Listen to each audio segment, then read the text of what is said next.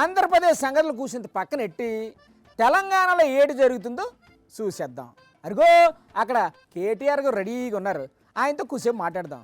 నమస్తే కేటీఆర్ గారు, చెప్పండి. కాంగ్రెస్ ప్రభుత్వం వచ్చి 2.5 సంవత్సరాలు అయింది. అవునవును, అయితే 50% టైం అయిపోయింది. ఇంకా 50% ఉంది కదా సార్. ఇవాళ రేపు పిల్లగాళ్ళు ఎంత హుషారున్నారు, ట్రైలర్ చూడగానే చెప్పేస్తారు సినిమా ఇట్టా ఫట్టా అని. అవును సార్, సినిమా ఇంటర్వెల్ వరకు చూసేసి రివ్యూలు కూడా రాసేస్తున్నారు. మరి ఈ సినిమా అయితే ఆల్రెడీ ఇంటర్వెల్ అయిపోయింది. ఇంతకీ ఏ సినిమా గురించి చెప్తున్నారు సార్ మీరు? కాంగ్రెస్ సినిమా ఇంటర్వెల్ అయిపోయింది. ఓహో అదే, మరి ఇంటర్వెల్ వరకు చూశారు కదా, ఎలా అనిపించింది సార్ మీకు సినిమా? ఇంటర్వెల్ వరకు డిజాస్టర్. మీరు మొత్తం సినిమా చూడకుండానే ఇంటర్వెల్ వరకు చూసి డిజాస్టర్ అని ఎలాగంటారండి?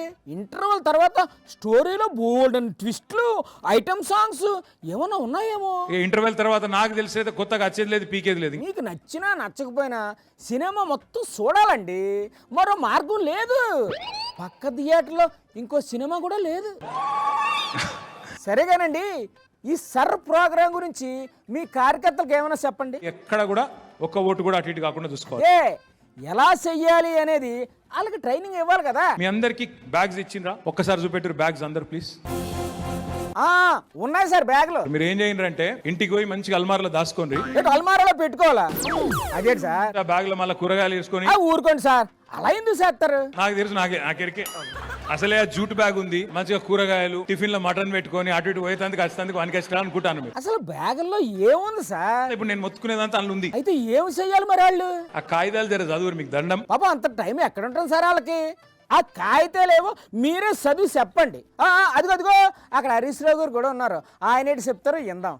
నమస్కారం సార్, చెప్పండి. కరెంటు బాయే, రైతు బంధు బాయే, రైతు బీమా బాయే, ఎరువులు రావాయే, వడ్లు కొనవాయే. అదంతా చెయ్యాలంటే డబ్బులు ఉండాలి కదా. నిజంగా డబ్బులు లేవా? లేవంట కదా. ఉన్నాయి డబ్బులు. మరి ఎటుపోతున్నాయి సార్ ఆ డబ్బు అంతా? అందాల పోటీలకు ఉంటాయి, ఫుట్బాల్ షోకులకు ఉంటాయి, ఇతర రాష్ట్రాల్లో ఎన్నికలు జరిగితే మూటలు పంపడానికి డబ్బులు ఉంటాయి. అయితే డబ్బులు దండిగానే ఉన్నాయన్నమాట. నోరిప్పుతే ఏమంటాడు? ఏటంతాడు? నిన్ను ఉరేయాలి, నిన్ను కొరడాలతో కొట్టాలి, నీ లాగులో తొండలు జొర్ర కొట్టాలి, నిన్ను జైల్లో పెట్టాలి, ఇవి తప్ప ఒక్కటన్నా మంచి మాట మాట్లాడతాడా? ఏదో మాట వరుసకు అన్నారు కానండి, ఈ రోజుల్లో తొండలు ఎక్కడున్నాయి సార్? అన్ని ఓసరు వెళ్ళలే.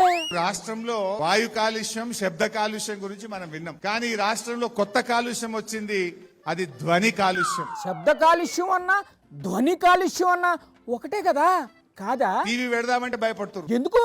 పేలిపోతుందేమోనా? పిల్లలు ఖరాబ్ అవుతారేమో అని తల్లిదండ్రులు రేవంత్ రెడ్డి కనబడగానే ఛానల్ మార్చేస్తుంది. టీవీలో ఏ నాయకుడు కనిపించినా పేరెంట్స్ భయపడి సస్తున్నారు సార్. ఏం బూతులు నాల్సి వస్తుందో అని.